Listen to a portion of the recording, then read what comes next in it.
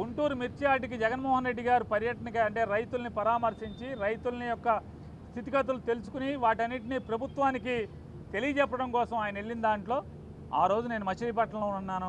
వైఎస్ఆర్ కాంగ్రెస్ పార్టీకి సంబంధించినటువంటి ఒక ఇద్దరు మరణిస్తే ఆ పరామర్శల్లోనూ అలాగే మచిలీపట్నంలో కొన్ని పూరిపాకలు దుర్మార్గంగా కొట్టేయడానికి ప్రయత్నం చేస్తుంటే వాటి గురించి పోట్లాడటానికి మున్సిపల్ కమిషనర్ దగ్గరికి వాళ్ళ తరఫున మాట్లాడటానికి మున్సిపల్ కమిషనర్కి వెళ్ళటం ఆ కార్యక్రమాలన్నింటిలో ఉన్నా నేను.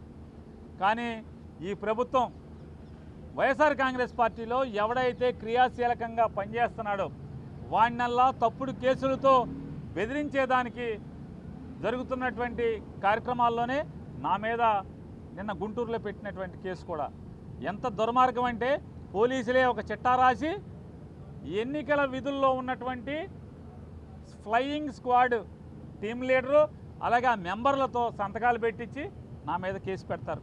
నేను ఈరోజు డీజీపీ గారికి కూడా ఒక మెయిల్ ద్వారా ఒక ఉత్తరాన్ని పెట్టాను.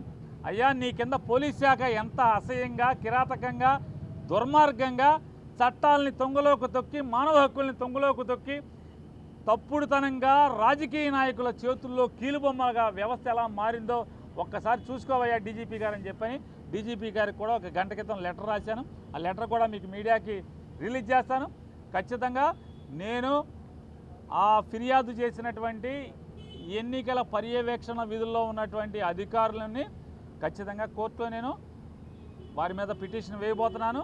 ఖచ్చితంగా నాకు జరిగినటువంటి అవమానం లేదా నాకు జరిగినటువంటి మానసిక హింస ఖచ్చితంగా వాళ్ళని జవాబు చెప్పేదాకా కూడా వారిని వెంటపడతాం అనేది జరుగుద్దని కూడా మీ ద్వారా చెప్తూ, ఇదొకటే కాదు, మచిలీపట్నంలో 50 మున్సిపల్ డివిజన్లో ఉన్నటువంటి కార్పొరేటర్లు కానీ వైఎస్ఆర్ కాంగ్రెస్ పార్టీ నాయకులు కానీ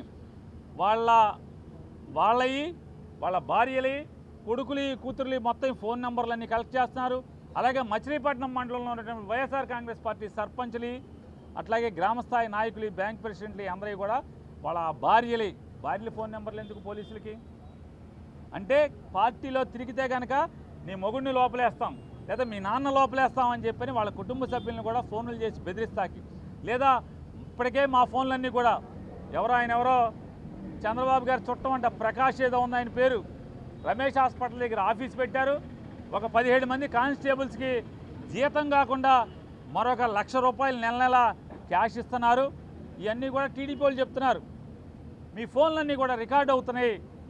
పేరు నాని ఫోన్ ప్రతిదీ కూడా మొత్తం రికార్డ్ అవుతుంది, మొత్తం వింటున్నారు. ఇట్లా పేరు నానితో పాటుగా వైఎస్ఆర్ కాంగ్రెస్ పార్టీలో క్రియాశీలకంగా ఉన్న ప్రతి ఒక్కరి ఫోన్లన్నీ కూడా రికార్డ్ చేస్తున్నారు. అదొక్కటే కాకుండా ఇవాళ మచిలీపట్నంలో మొత్తం కార్పొరేటర్లు కానీ గ్రామస్థాయి నాయకులు కానీ వాళ్ళ ఫోన్లు వాళ్ళ భార్యల పిల్లల ఫోన్ నెంబర్లని కూడా ఎస్పీ ఆదేశాల మేరకు, కృష్ణా జిల్లా ఎస్పీ ఆదేశాల మేరకు పోలీసులు కలెక్ట్ చేస్తున్నారంటే అంటే వాళ్ళని బెదిరించడాకా లేదా వాళ్ళ ఫోన్లన్నీ కూడా రికార్డ్ చేస్తాకనేది మాకు అర్థమవుతుంది. ఖచ్చితంగా మీరు ఇవాళ ఎన్ని తప్పుడు పనులు చేసినా మీరందరూ దోషులుగా చట్టం ముందుకు తేపడేదానికి ఒక రోజు వస్తుంది. అది మరొక 4 సంవత్సరాల్లో వస్తుంది అనుకుంటాం. ఖచ్చితంగా అందరూ ఫేస్ చేయాలి మాత్రం గుర్తుపెట్టుకోమంటారు. కొల్లు రవీంద్ర, యాదగిరి వెంకట్రావు నెక్స్ట్ అరెస్ట్ అయ్యేది పేరు నాని, కొడాలి నాని ఈ పేరు ప్రధానంగా తీసుకొస్తున్నారు. ఎక్కడ మాట్లాడినా అదే పేరు. మీరు ఎవరో పేరు చెప్పారు, అతను మంత్రి పదవి హోదా ఎలగబెడతాకి తప్పితే ప్రజాసేవకు కానీ మా ఊరు బాగు చేయటానికి కానీ రాష్ట్రాన్ని బాగు చేయటానికి కానీ ఎందుకు పనికి రాకుండా కేవలం లోకేష్ దగ్గర రాలిపడిన గింజలు ఏరుకుంటాకి మూటలకు అప్పచెపితే ఆ మూటల్లో రాలిపడిన నోటుల్ని జేబులో కుక్కుని సంతోషపడటానికి తప్పితే మరొక దానికి పనికిరాని మనిషి. అతనికి ఛాలెంజ్ చేస్తున్నా, ఇప్పటికి నవంబర్ డిసెంబర్ నుంచి మోగుతున్నావు, పేరు నాని అరెస్ట్ చేస్తాను నేను రోడ్లెంబటే తిరుగుతున్నా. ఇప్పుడు కొడాలి నానిని పేరు నాని అరెస్ట్ చేస్తున్నావు ఏంటి బొంగులో? నీ అరెస్ట్ వల్ల నా రోమం కూడా పోడదని నేను చెప్తున్నా కుల రవీంద్రకి. బెదిరిస్తా ఉన్నాడు ఉద్యోగస్తుల్ని, పోలీసుని. ఏదైతే వాళ్ళ వంశీ గారి కేసులో గన్నవరంలో ఒక దళిత సోదరుడిని కిడ్నాప్ చేస్తే వాళ్ళ కుటుంబ సభ్యులు పెట్టినటువంటి కేసుకి పోలీసులు విచారణ చేసి అతన్ని అరెస్ట్ చేస్తే దానికి పచ్చి అబద్ధాలు మాట్లాడుతున్నాడు ముఖ్యమంత్రి, మాజీ ముఖ్యమంత్రి జగన్మోహన్ రెడ్డి గారు. ఏం మాట్లాడుతూ ఉన్నాడు ఆయన? పోలీసులు తొత్తులుగా వ్యవహరిస్తూ ఉన్నారు. వంశీ ఏం తప్పు చేయలే, అందంగా ఉంటాడు కాబట్టి అరెస్ట్ చేశారు. ఏంటి అందం? ఏం మాట్లాడుతున్నాడో అసలు అతని మనిషా లేకపోతే ఏంటో అర్థం కాదు. సప్త సముద్రాల అవతల ఉన్నా రిటైర్ అయిపోయినా తీసుకొచ్చి నిలబెట్టి కొట్లోడు తీస్తాడు. ఎవరు కొట్లోడు తీస్తారు? నిన్ను కూడా తీశారు కొట్లో. 151 మంది ఎమ్మెల్యేలు ఉంటే నేను 11 మందిని ఒట్లోడు తీసి నుంచో పెట్టారు. నువ్వు అసెంబ్లీకి ఎలాంటి భయం? రేపు పొద్దున అక్కడ మీరు చేసినటువంటి తప్పిదాలన్నీ అక్కడ అధికార పక్షంగా మేము అడిగితే సమాధానం చెప్పలేవు కాబట్టి ఇవాళ నీకు అసెంబ్లీకి వెళ్ళి మాట్లాడతాక భయం. ఇప్పుడు ఏదో కావాలని చెప్పి రాద్దాంతం నిన్న వెళ్ళి మిర్చి ఆడికి వెళ్తాడు గుంటూరులో. మిర్చి ఆడికి ఏంటి?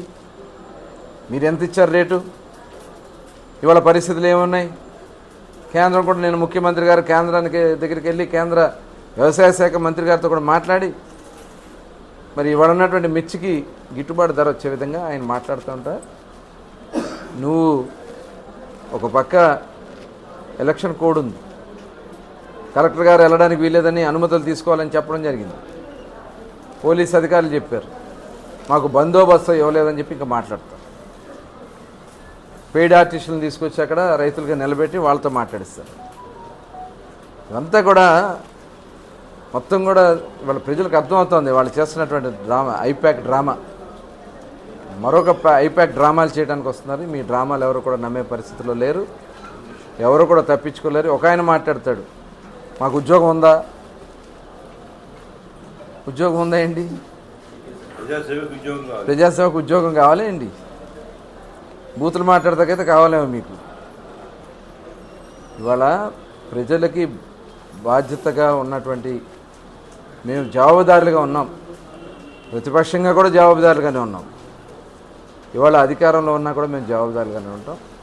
ఖచ్చితంగా ఈ జిల్లా అభివృద్ధిలో మేమందరం కూడా సమిష్టిగా, మా నాయకత్వం మొత్తం కూడా సమిష్టిగా పనిచేసి జిల్లాని మళ్ళీ ఏదైతే మనం పోగొట్టుకున్నటువంటి పరువును నిలబెట్టడమే కాకుండా రాష్ట్రంలో ఒక ప్రధానమైనటువంటి జిల్లాగా నిలబెడతామని కూడా తెలియజేస్తాం.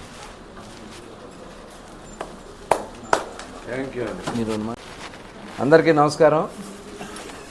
మరి ఈరోజు శాసనమండలి ఎన్నిక రేపు 27వ తారీఖు జరగబోతోంది. ఈ ఎన్నికలో ఉమ్మడి గుంటూరు కృష్ణా జిల్లాల కూటమి అభ్యర్థిగా అన్ని పక్షాలు కూడా సపోర్ట్ చేసి ఈరోజు ఆలపాటి రాజేంద్ర ప్రసాద్ గారిని మరి క్యాండిడేట్గా నిర్ణయించడం, దాని మీద మొత్తం ఉభయ గుంటూరు కృష్ణా జిల్లాలో కూడా ప్రచారం చాలా ముమ్మరంగా సాగుతుంది. స్వచ్ఛందంగా వాళ్ళందరూ కూడా ముందుకొచ్చి అన్ని అసోసియేషన్ కూడా సపోర్ట్ చేస్తున్నారు. అటు ఉద్యోగ సంఘాలు, ఉపాధ్యాయ సంఘాలు, అనేక మంది మేధావి సంఘాలు కూడా వచ్చి సపోర్ట్ చేస్తూ ఉన్నారు. మరి అందుకనే నాయకత్వం కూడా అందరినీ తీసుకొచ్చి పోల్ చేయించడానికి పనిచేస్తూ ఉన్నాం. మరి ఆలపాటి రాజేంద్ర ప్రసాద్ గారు ఒక మంచి అభ్యర్థి. గతంలో చూసాం చట్టసభల్లో ఎలాంటి వ్యక్తులు ఉన్నారో మనం చూసాం. చట్టసభల్ని అపహాస్యం చేసినటువంటి పరిస్థితులు చూసాం. ఇవాళ ప్రజలకి ఉపయోగపడే చర్చలు జరగాలంటే సరైనటువంటి వ్యక్తులు, మేధావులు ఉండాల్సినటువంటి అవసరం ఉంది. మరి రాజేంద్ర ప్రసాద్ గారి గెలుపు ఖచ్చితంగా ఈ రాష్ట్ర భవిష్యత్తుకు ఉపయోగపడుతుందని చెప్పి తెలియజేస్తూ మరి ఇవాళ చూస్తూ ఉన్నాం కృష్ణా జిల్లా అంటే చాలా ప్రతిష్ట కలిగినటువంటి జిల్లా, రాజకీయ చైతన్యం ఉన్నటువంటి జిల్లా. గత ప్రభుత్వంలో 5 సంవత్సరాలు జిల్లాలో ఉన్నటువంటి నాయకులు ఏ రకంగా